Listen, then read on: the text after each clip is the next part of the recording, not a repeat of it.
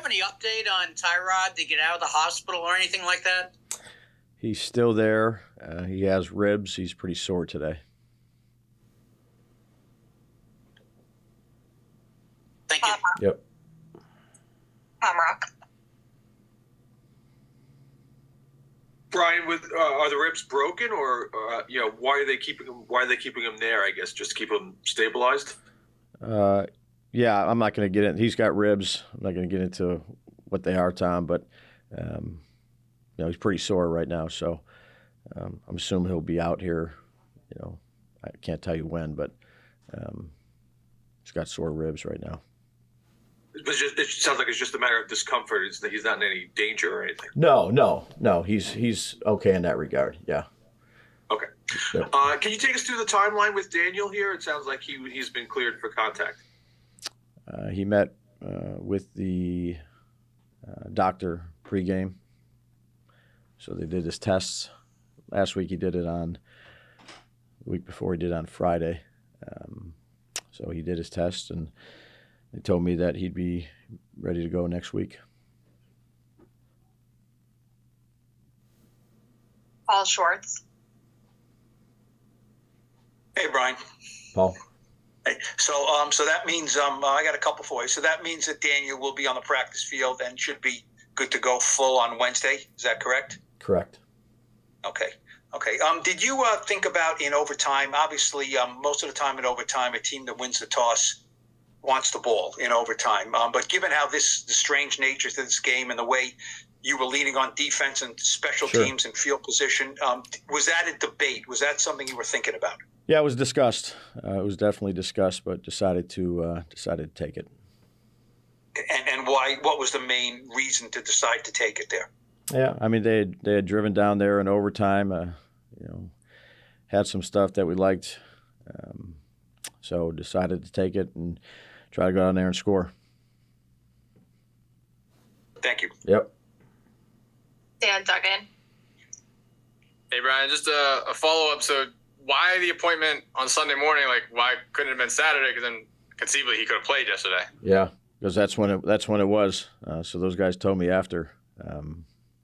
Actually, they told me after the game. So that's when it was.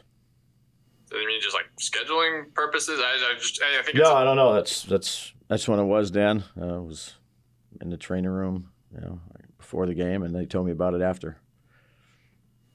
Okay. You said that it was going to be a run-heavy game plan, regardless. So just curious, why 7 wide receivers and only 2 tight ends? Because obviously losing Waller, impacted what you guys could do there. Yeah. Again, we had backup plan, and I'd say the weather. I mean, we were going to run the ball too. The weather played. You never know what the weather's going to be. We figured it would be rainy, but played an important part of it. But we had a backup tackle ready to go in that regard. That we felt, it was McKeithen in the blocking aspect of it.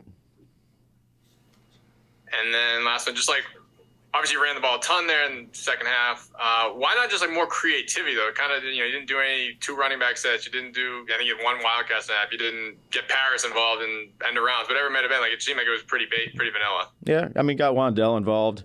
I'd say the schemes. Not sure if you looked at the schemes. The schemes were a variety of schemes that we had, different types of traps, tackle traps, guard traps, toss cracks, speed sweeps, inside zone, zone reads, a wildcat play. I wouldn't say it was just one run. I'd say it was schematically a variety of runs. Thanks. Yep. Jordan Renan. Hey, Brian, what's going on? Jordan. With Tyrod, are you hopeful that he's going to get released today, or is he going to have to stay there a little while in the hospital? I don't know that yet, Jordan. I'm hopeful it'll be here soon, but it's sore ribs, so. And with Daniel, I know you said that's just when the appointment was, but why was he not a possibility then to at least be the backup? Yeah, well, they told me. I told you when they told me he was going to be out, so they told me he was out, so he was out, and they told me after the game that they looked at him and he'd be ready to go. So. And you had an opportunity, obviously, to go back. I'm sure you watched the game at this point. The whole way, the end of the game, unfolded, kicking the field goal, the offside, even the spotting of the ball, getting the ball to start overtime. Yeah. Is there anything that you look back on and you were unsure about now that you had more time, or what did you think when you went back and watched that ball? Last 5 minutes of game action. Yeah, it's we have some chances there. You have some chances to, it's probably about a handful of plays, Jordan. If we make one of them, probably get a different result. You look at a lot, obviously, but going for the field goal, I'm secure with what we did there. One more real quick on what about the Saquon play, the first down? It was almost like, did he think he didn't want to score? Did you think they were letting him score? Did you talk to him about that? Yeah, I did. No, he made a cut. He kind of bounced it back, and then he was so conscious of the ball. He was squeezing on the ball. He slipped a little bit. Pat Leonard. Hey, Brian. So you didn't tell Saquon to get down in that situation? No. On Daniel, so why was he listed as questionable last week for Washington but ruled out for the Jets game? Yeah, well, he got looked at on Friday, so I was waiting until it was Friday at 3:30, I believe, his appointment, to see where he was at. So that was whatever it was, 2 Fridays ago, and then he didn't have one this week. So, like I said, when they told me he was out, that's when I told you guys he was out. And then, as far as his actual injury and being cleared, it's a disc issue. He had a disc issue 2 years ago. What does the training staff tell you about why he is safe enough to handle contact? Because that's obviously a very serious thing and a serious part of the body. Yeah, I'd say he met with the spine surgeon, the doctor, and the doctor cleared him. So that's what they've, I've sat down with them. That's what they've told me. So, he's cleared from that doctor. Thanks. Yep. Tim Jones.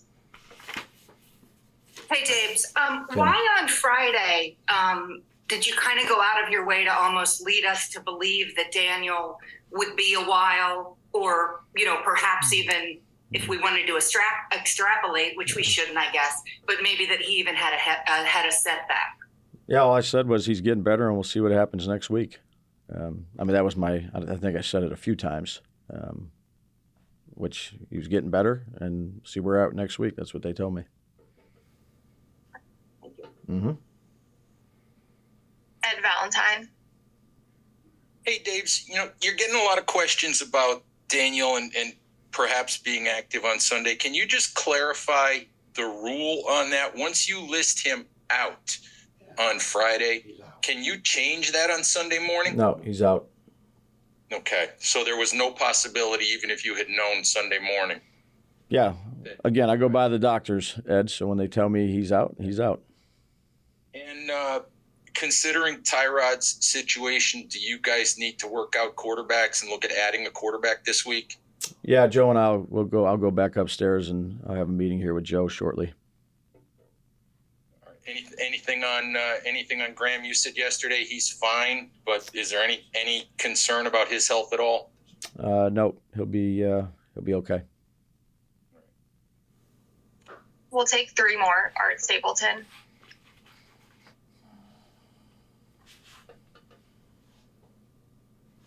Hey, Dave. Hey, Dabes. How you doing? Hey, Art. A lot has been made about the game plan in the second half and running the football and going through Saquon. How much of that was the game plan, and how much of it was DeVito being in there? There's this feeling that you guys didn't trust DeVito to throw the football. And if that's the case, why would he be your backup quarterback on game day? Yeah, I think there's always adjustments, but the way our defense was playing, we were going to make sure we took care of the ball and every drive with a kick, have good ball security. And, again, a few plays here or there, if we make one of them, probably get a different result. So, that was the plan going in after halftime. What was it? was it a statement about DeVito and what? No, I think there's a lot of things that play. The weather, that's a heck of a defense. Making sure we're doing what we need to do in terms of staying on track. And if we have to punt, we have to punt. The way our defense was playing against their offense, felt good about that. Try to play a field position game, and that's what we were going to try to do.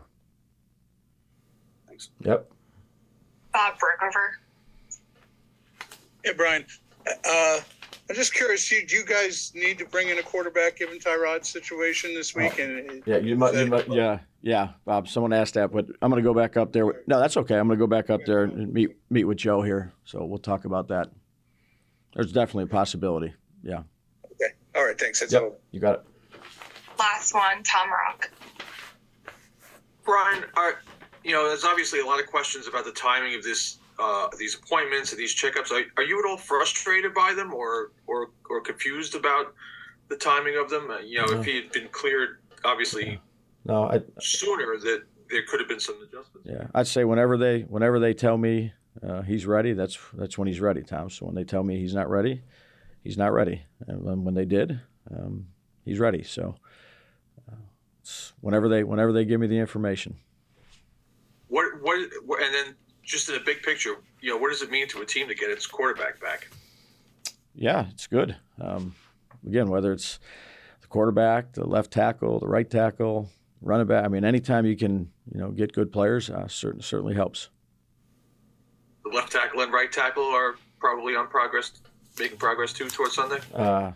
Making progress, but we'll see where we're at Wednesday here.